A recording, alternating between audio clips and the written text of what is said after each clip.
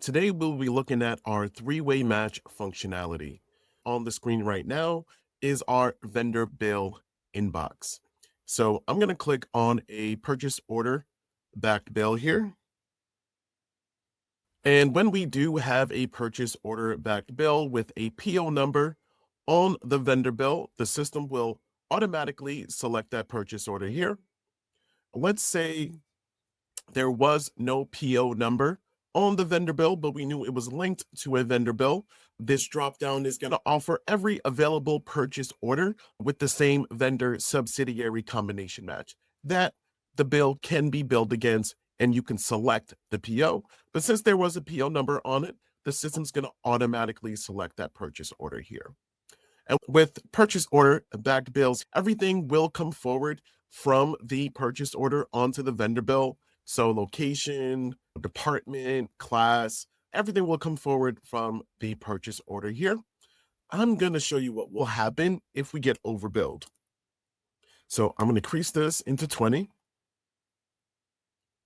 And then once the system detects a PO and we hit that save button, that three-way match validation is going to run here. And it's going to let us know all of the variances in between that PO, item receipt, and vendor bill relationship. Now, I will say our three-way match can also be a two-way match. It just depends on the item selected on the purchase order. If the item is receivable, it would be a three-way match. If the item is not receivable, it'll be essentially a two-way match, but the functionality wouldn't change here. So the system did detect a variance since I updated that quantity to be 20 down on the item line there. And then first, the system will offer a link to the purchase order. So the system will offer a link, and then it's going to break down all the variances it came across. So item line 1, the quantity is above the PO threshold. We hover over that I.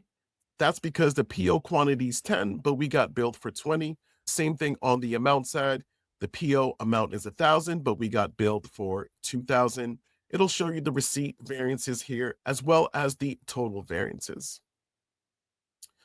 All right. Now, with our solution, you would be able to tell us how you would like the approval to be routed if there is a three-way match variance. Typically, our clients want those variances to be routed back to the PO owner or the PO requester, but you can let us know if there's someone else or a specific individual or different role. We can be very dynamic when it comes to approvals, and that I'll cover in another video. All right, so we have saved the bill here. If we scroll over, you'll see those same variances are listed here on the three-way match variances tab. And then I will go over to that purchase order. So let's say someone says line item 1 really should be 20. We can edit that. So who's ever approving that vendor bill, let's say they come in and update the PO. And we say it's 20 now. All right, let's save that. We can go back over here. Let's just take another look at that variances tab again. And we see we got 3 PO variances and 3 item receipt variances here as well. But we just updated that PO quantity there. And you'll notice there's a recheck variances button.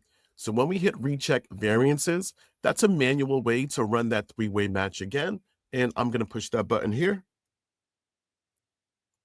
All right, so I just pushed that, and then we'll take another look at the three-way match variances tab after. All right, so you'll notice that 2 of those PO variances are now gone.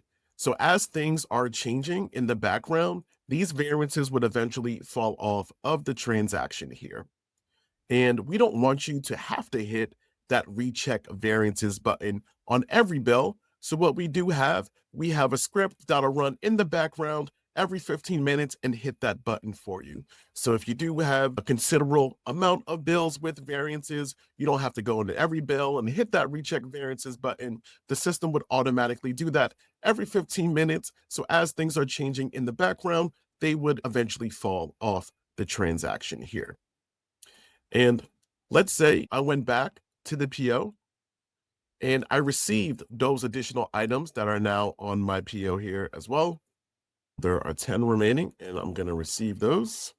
And then we're going to rerun that three-way match on the bill, and then we'll take another look at that variances tab to show you what, if any, variances will still be outstanding here.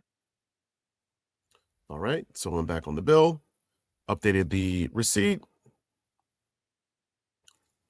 Then if I go back to the three-way match tab, those receipt variances are now gone. And now the only variance is related to the tax because the tax isn't set up to be a part of the PO, but we also do have settings for that as well.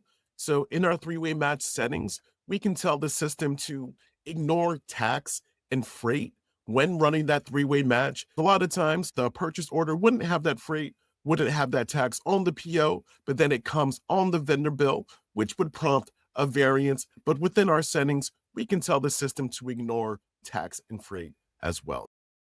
If there are any additional questions, feel free to reach out. Thanks.